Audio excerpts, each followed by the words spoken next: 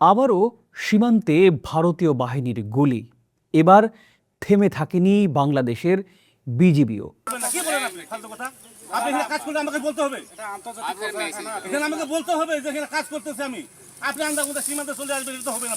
প্রিয় দর্শক, সিলেটের গোয়াইনঘাট উপজেলার সোনারহাট সীমান্তে আবারও গোলাগুলির ঘটনা ঘটেছে।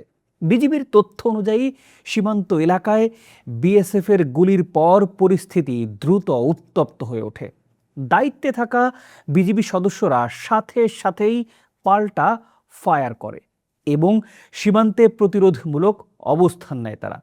এখানেই শেষ নয়, আরও চমক তথ্য আছে আপনাদের জন্য। প্রিয় দর্শক, আজকের এই প্রতিবেদনে আমরা শুধু সীমান্তের ঘটনাই নয়, উন্মোচন করব সেই পর্দার আড়ালের বাস্তবতাও। আপনাদের সাথে আছি আমি শাহাদাত হোসেন। আশা করি পুরো আয়োজনে সাথেই থাকবেন। সিলেটের গোয়াইনঘাট উপজেলার সোনারহাট সীমান্ত এলাকায় বিএসএফ গুলি চালানোর পর বিজিবি তাৎক্ষণিকভাবে পাল্টা গুলি ছোড়ে এবং দ্রুত পরিস্থিতি নিয়ন্ত্রণে আনা হয়। বিজিবির পক্ষ থেকে নিশ্চিত করা হয়েছে এই ঘটনাতে কোনো হতাহতের ঘটনা ঘটেনি। কিন্তু এই কোনো হতাহত হয়নির স্বস্তি বেশিক্ষণ টেকে না। কারণ ঠিক কয়েকদিন আগেই চাঁপাইনবাবগঞ্জের শিবগঞ্জে ভাসমান উদ্ধার হয়েছে এক গরুর রাখালের মরদেহ। শতকালী নিখোঁজ হওয়ার এক সপ্তাহ পর পদ্মা নদীর চরে মিলেছে তার দেহ। শরীরে একাধিক ধারালো অস্ত্রের আঘাতের চিহ্ন। আর তারও আগে লালমনিরহাটের হাতিবান্ধায় বিএসএফের ছড়া গুলিতে আহত হয়ে মারা গেছেন খাদিমুল নামের এক যুবক। বিএসএফ সেই অভিযোগ অস্বীকারও করেছে। সিলেটের কোম্পানিগঞ্জেও বিএসএফের গুলিতে প্রাণ হারিয়েছেন আরও দুই বাংলাদেশি তরুণ, আশিকুর আর মোশাহিদ। তারা সীমান্তের ওপারের বাগান থেকে সুপারি সংগ্রহ করতে গিয়েছিলেন। এভাবেই একের পর এক ঘটনার জন্ম হচ্ছে। প্রতিটি ঘটনায় ভুক্তভোগী বাংলাদেশের সাধারণ মানুষ।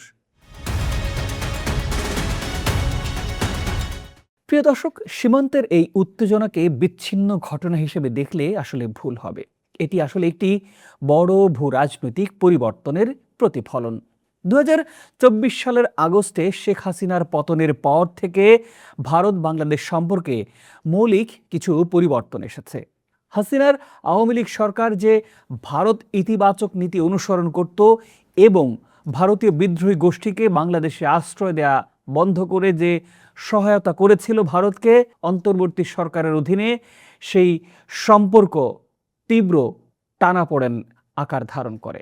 ডক্টর মোহাম্মদ ইউনূস চীন সফরে উত্তর পূর্ব ভারতকে ভূবেষ্টিত বলে বর্ণনা করেছিলেন এবং বাংলাদেশকে সেই অঞ্চলের একমাত্র সমুদ্রের রক্ষক হিসেবেই উপস্থাপন করেছিলেন। এই ঘটনায় অর্থাৎ ডক্টর ইউনূসের এই মন্তব্যের পর ভারত ব্যাপক ক্ষুব্ধ হয় এবং বাংলাদেশের রপ্তানি পণ্যের যে ট্রান্সশিপমেন্ট সুবিধা আছে সেটি তারা বাতিল করে দেয়। বাংলাদেশ এদিকে চীন এবং পাকিস্তানের সাথে সম্পর্ক আরও মজবুত করে। ডক্টর ইউনূস চিকেন স্নেক করিডোরের কাছে চীনা বিনিয়োগের আহ্বান করেছিলেন, যেটি ভারতের জন্য সবচাইতে স্পর্শকাতর একটি ভূকৌশলগত পয়েন্ট। যদি সহজ কথায় বলি, দুই দেশের কূটনৈতিক সম্পর্ক যখন একেবারে তলানিতে, সীমান্তে তার প্রভাব পড়াটা একেবারেই অনিবার্য।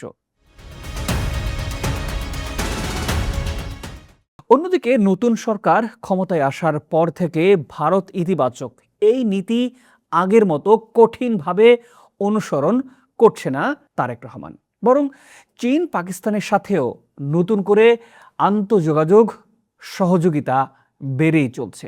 সীমান্তে শুধু গোলাগুলিই নয়, নতুন একটি ভয়াবহ প্রবণতাও দেখা দিচ্ছে, আর সেটি হলো পুশিন। 2025 সালের মে মাস থেকে ভারত বহু বাংলাভাষী মুসলিমকে অবৈধ অভিবাসী হিসেবে আখ্যা দিয়ে কোনো বিচার প্রক্রিয়া ছাড়াই বাংলাদেশে ঠেলে দিচ্ছে। বিজিবির তথ্য অনুযায়ী মে থেকে জুন 15 পর্যন্ত 1,500-এর বেশি মানুষকে ঠিক এভাবেই বাংলাদেশে পাঠানো হয়েছে, যাদের মধ্যে আছে নারী, শিশু, এমনকি রোহিঙ্গা শরণার্থীও। বিএসএফ সদস্যরা সীমান্তের কাঁটাতারের গেট খুলে মানুষদের বাংলাদেশে ঠেলে দেয় বলে বিজিবি অভিযোগ করেছে। আন্তর্জাতিক নিয়ম অনুযায়ী যাচাই বা কূটনৈতিক সমন্বয় ছাড়া এভাবে বহিষ্কার করাটা সুস্পষ্ট লঙ্ঘন। পশ্চিমবঙ্গে শুভেন্দু অধিকারী ক্ষমতায় আসার পর থেকে এই পুশ ইনের বিষয়টি নতুন করে আবারও সামনে এসেছে, কারণ এরই মধ্যে তিনি বারবার বাংলাদেশকে হুমকি দিয়ে আসছেন। তাতে বোঝা যায় আগামী দিনে এই পুশ-ইনটি আরও ব্যাপকভাবে হতে পারে। প্রিয় দর্শক, এটা কি ভূ রাজনৈতিক চাপ সৃষ্টির একটা হাতিয়ার? বিশ্লেষকরা কিন্তু তেমনটাই মনে করছেন। ২০২৫ সালের জানুয়ারিতে বিএসএফ কাঁটাতারের বেড়া নির্মাণ করতে গেলে বিজিবি তখন বাধা দেয়। ঢাকা ভারতীয় হাই কমিশনারকে তলব করে এবং দুই দেশ পরস্পরের দূতদের ডেকে তখন প্রতিবাদ জানায়। কিন্তু আমরা দেখেছি শুভেন্দু অধিকারী ক্ষমতায় আসার পর থেকে এই কাঁটাতারের বেড়া নির্মাণের জন্য তোড়জোড় শুরু করেছে। ২০২৫ সালের ডিসেম্বরে ছাত্র আন্দোলনে নেতা শরীফ ওসমান হাদির হত্যাকাণ্ডের পর পরিস্থিতি আরও উত্তপ্ত হয়ে উঠেছিল। ঘাতক ভারতে পালিয়ে গেছে বলে অভিযোগ ওঠে তখন। ঢাকায় ভারতীয় হাইকমিশন অভিমুখে বিশাল বিক্ষোভ হয় এবং দুই দেশই নিয়মিত ভিসা সেবা স্থগিত করে দেয়, যেটি আমরা দেখেছি ডক্টর ইউনূসের সময় থেকে স্থগিত ছিল। এর বাইরে আরও একটি বড় ঝুঁকি হলো ২০২৬ সালে গঙ্গার পানি বন্টন চুক্তির মেয়াদও শেষ হতে চলেছে। আলোচনা কিন্তু থমকে আছে ভারতের সাথে। বিশেষজ্ঞরা এখন শঙ্কিত ভারত শুষ্ক মৌসুমে পানিকে কূটনৈতিক চাপের হাতিয়ার হিসেবে ব্যবহার করতে পারে। ফেব্রুয়ারি ২০২৫-এ নয়াদিল্লিতে বিজিবি এবং বিএসএফ এর মহাপরিচালক পর্যায়ের বৈঠক অনুষ্ঠিত হয়েছে। এটি ছিল হাসিনার পতনের পর প্রথম এই ধরনের উচ্চ পর্যায়ের বৈঠক। সেখানে উভয় পক্ষ সীমান্তে শান্তি রক্ষায় কার্যকর যোগাযোগ ও সমন্বয়ের প্রয়োজনীয়তার উপর জোর দিয়েছিল। বিশেষজ্ঞরা বলছেন ভারতের উচিত হবে শুধু একটি দলের উপর নির্ভর না করে বাংলাদেশের পুরো রাজনৈতিক বর্ণালীর সাথে সম্পর্ক গড়ে তোলা। আর বাংলাদেশের উচিত নিশ্চিত করা যে তার ভূখণ্ড কোনো বিদ্রোহী বা উগ্রবাদী গোষ্ঠীর ব্যবহারে না আসে। কিন্তু কূটনীতির আলোচনা যত দীর্ঘ হয়, সীমান্তের মানুষের যন্ত্রণাও ততটাই বাড়ে। সীমান্তের ওই কাঁটাতারের ওপারে যে মানুষগুলো আতঙ্কে দিন কাটাচ্ছেন, তারা ভূ রাজনীতির পরিভাষা বোঝেন না। তারা শুধু জানেন সকালে বাড়ি থেকে বেরিয়ে বিকেলে ফিরে আসাটাও আর নিশ্চিত নয়।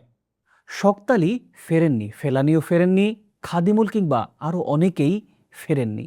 প্রশ্ন হলো, আর কতজন ফিরবেন না? তারপর দুই দেশের নীতি নির্ধারকরা সত্যিকারের সমাধানে বসবেন? প্রিয় দর্শক, এই প্রতিবেদনটি দেখার জন্য আপনাকে আন্তরিক ধন্যবাদ জানাচ্ছি। আপনার মতামত নিশ্চয়ই কমেন্ট করে জানাবেন এবং আপনি যদি মনে করেন এই বিষয়টি সবার জানা দরকার, তাহলে নিশ্চয়ই লাইক এবং শেয়ার করতে পারেন। চ্যানেলটি সাবস্ক্রাইব করার জন্য আন্তরিক অনুরোধ রইল। ভালো থাকুন, সুস্থ থাকুন।